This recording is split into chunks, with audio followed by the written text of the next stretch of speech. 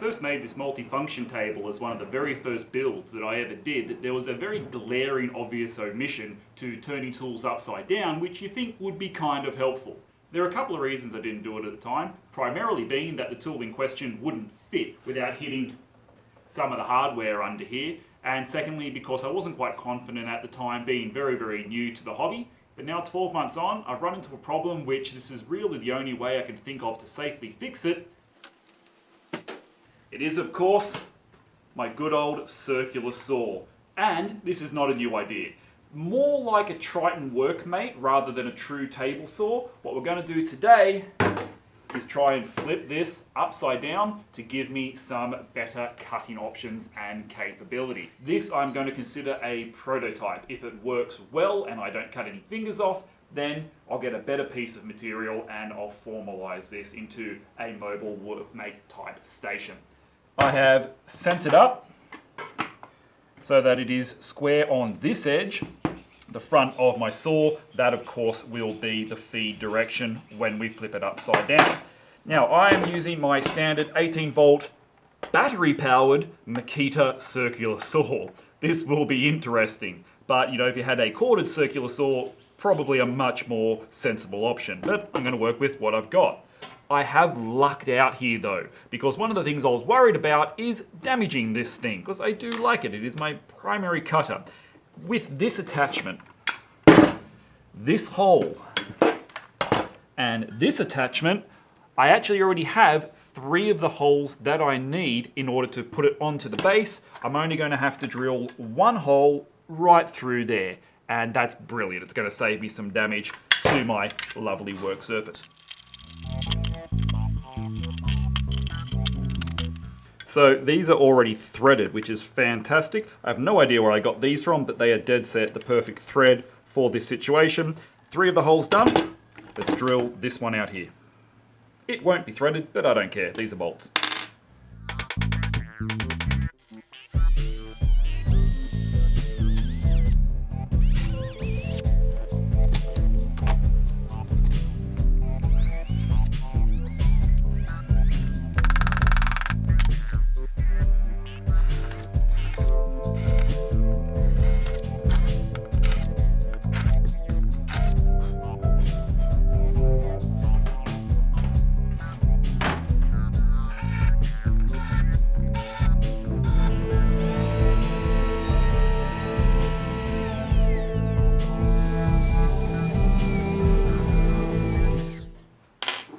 Just attach this on here so I can retract the blade guard whenever I need to, but it comes off again later if I want to use it as a circular saw. My little bolts were too short, so I found these longer ones, which luckily I had lying around, and for these higher ones we'll do that. Let's see if this works when I flip it over.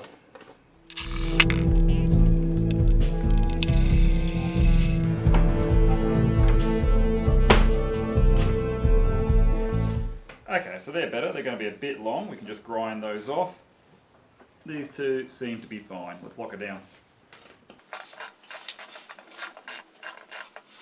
Now the exciting bit, the first plunge to get my 0 clearance gap through the plywood.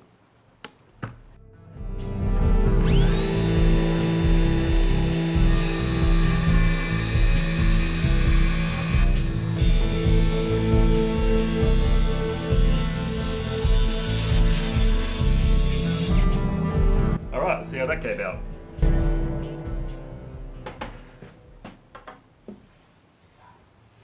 Lovely. Now we have to do something about the fact that that machine hits the bar down here. I'm going to have to raise this table up. These are just from a wine rack that I stole off the side of the road. See how it fits. So I've got the battery on there. And that's going to be quite lovely.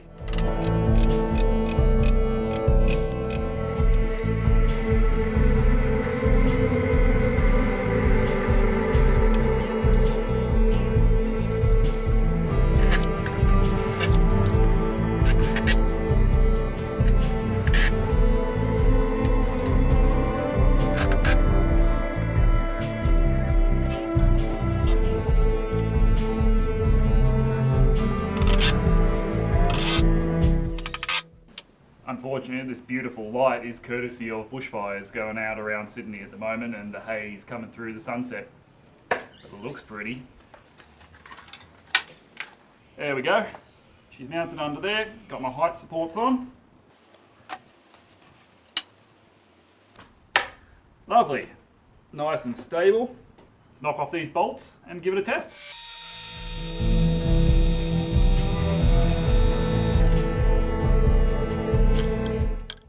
As this is a prototype and just like the table, the fence is going to be very rough and very ready. I was lucky enough to have this nice piece of aluminium extrusion which I can use as the base. I don't need it to be very high. That's as high as the blade goes.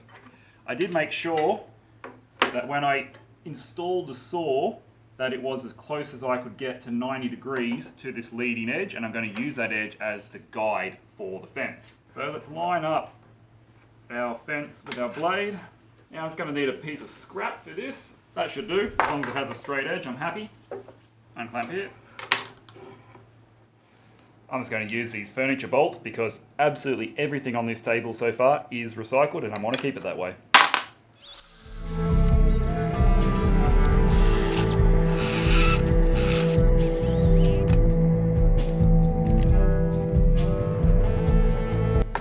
Okay, now the first one's on, put the second one on and adjust for square.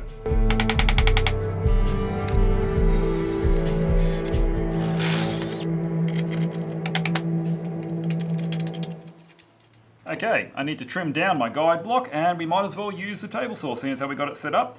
The way I'm going to be setting my depth is using the square once, twice. The Craig face clamps actually work pretty well for this certification. Now I don't have a miter slot, so we're going to have to be freehanding this, which is not ideal. However, it's all I can do for the moment. So it's pretty easy to reach the controls. As we said, we're going to use a small clamp for the trigger on there, and the height adjustment control, even though I can't see what I'm doing, I can release it there. Tap her up to the height that I want. Yeah, that looks about right. And then lock it back in quite easily. Not precise, but functional.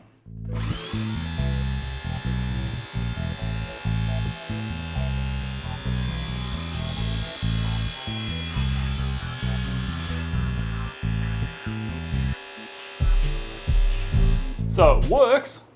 I only get some really basic function out of it, but that's all I need. That's a nice cut. All right, let's get this fence hooked up properly so I can make my life a bit easier. Clamp it down, we'll call this done. All right, that's running well. I can run it either side of the blade, which is great, but I do want to be able to clamp it down at the far end. So I'm going to rip down to about, yeah, that big, I think.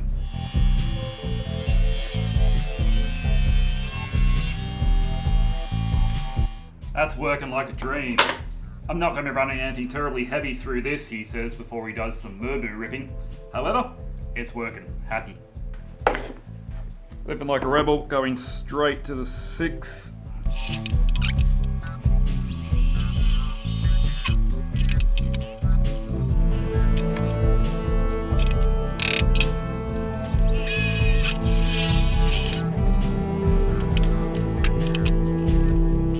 Alright, and that's an incredibly crude fence done. But that should, once in place now, be 90 degrees to the blade regardless of where it sits. Can sit either side. Now these clamps are in the way, let's try and get rid of those. For the proper one I'll probably utilise this T-track through here, but for this one, crude will work. Brackets, screws, and then I'll be able to clamp it down to hold it steady. That'll literally do it. Whack a few more on. Last thing to do is make a rough and ready push stick to match the rough and ready table saw.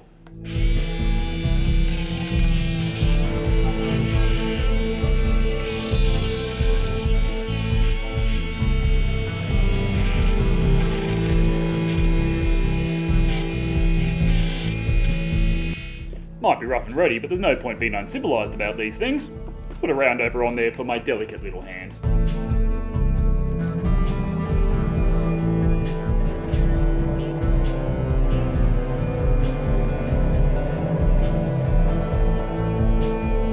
Take it for a spin. This piece has seen better days. See if we can square it up a little. Yeah, that much should do.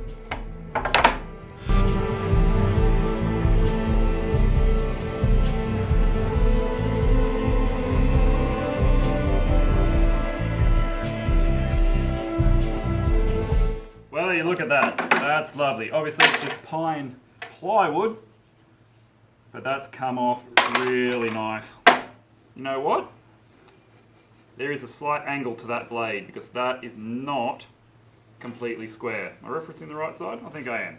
So there's definitely some tinkering to do. You can just see daylight through there, which means that there is not 90 degrees. However, I'm not overly concerned. It's pretty close. I can probably fix it up with a little bit of mucking around here and here. In terms of the width, however, looking at that end and running down,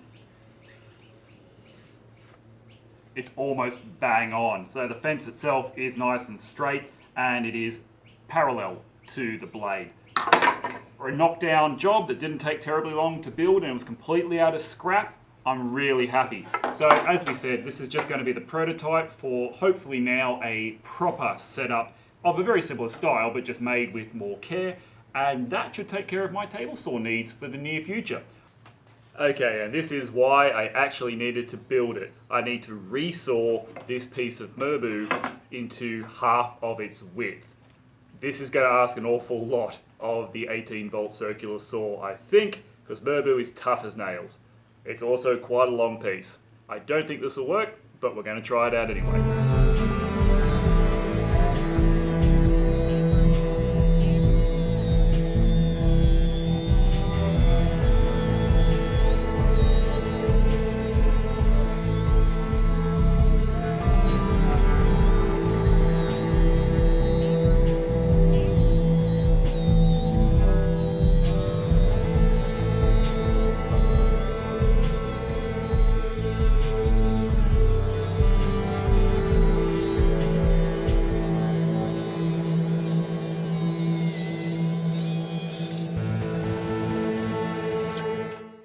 Okie dokie, that wasn't terribly scary just because I know the low power of this blade, but obviously I've got a hell of a lot to learn, and if you are going to attempt to do this, you're doing so at your own risk because there is the potential for injury with this thing. Resawing, probably one of the hardest things you could ask of a machine to do, but I didn't have any other option to do this. Maybe a bandsaw would be a better idea. However, it got its job done, it just ain't terribly pretty. Obviously, it can't do a lot. It is more like the Triton Workbench, as we said, but it's going to give me cutting capabilities that I did not have previously, and anyone can pretty much make it. And I feel that it is relatively safe to use as long as you get a bit of practice and know where to stand. Alright guys, that'll do for this week. Catch you around at the next one.